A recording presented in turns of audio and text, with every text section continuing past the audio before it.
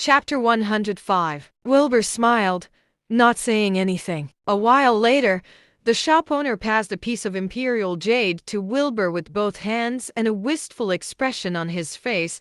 "Congratulations, young man. You got a piece of imperial jade." Wilbur took the piece of jade and inspected it closely. The piece of jade had jagged edges and was a mossy green overall. It glinted in the sun, with its color changing slightly under the light. He channeled his spirit energy into the jade and found that the density was extremely high, just what he had wanted. Wilbur let out a chuckle. "Thank you, sir." The shop owner was speechless, and Wilbur turned to look at Kenji. "I believe we had a bet with each other just now, didn't we?" Kenji's murderous expression turned into a grimace. He took out his checkbook, filled in the details, and passed it to the shop owner. "Don't worry, buddy. I'm a man of my word," Kenji said. The shop owner handed the check to Wilbur. Wilbur gave it a glance and put it away. "I wasn't worried at all.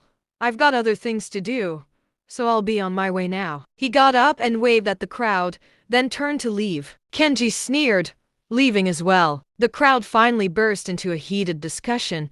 They were certain it was just a fluke. At the same time, some people were worried about him. Wilbur had just gotten lucky, but Kenji had just been greatly embarrassed. There was no way he would let it slide like that. A few other people, however, were a little intrigued. Any regular person would hardly even glance at the rocks by a fake pond for decoration. That guy had been so confident in his pick and even bet on it for $1 million. Could he be someone with some kind of hidden power? As for Wilbur, he left the shop and headed out of Octokarm town. He did, after all, have something he had to do back home. Just then, Kenji called out behind him. "Hey, buddy." Wilbur turned around. "Is there anything else you need, Mr. Lilith?" Kenji chuckled. "Oh, not really. I just thought that was pretty brave of you. And it seems like you have an eye for betting. Would you be interested in something bigger?" "What is it?" Wilbur said. Kenji handed him a name card with a smile. "I have a few friends who enjoy betting too. Give me a call anytime you're free, yeah? We're all businessmen. It's all fair game. You could win millions in just one night as long as you have the courage to play." Kenji was clearly proposing something extremely tempting, but Wilbur declined. "I do like betting, but I'll be busy tonight. Why don't I call you tomorrow?" "Of course. You're on then. Have a nice day, buddy." Kenji was grinning like an old fox. Wilbur nodded and went on his way. Kenji's expression darkened once again. He had been embarrassed greatly today and also lost quite a lot of money. He had honestly never lost that much money like this in his life. That was fine. Now that the guy was already in his trap, it was only a matter of time before he took the bait. Betting on rocks was also a form of gambling.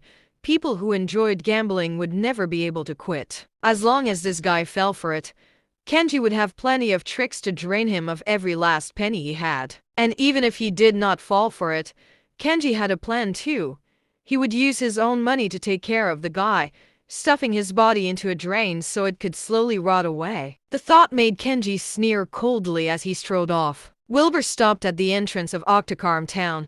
He purchased a set of carving tools for himself and drove back home. It was already noon, and he had 2 huge servings of pasta at his neighborhood diner before heading home. Wilbur sat down in the living room.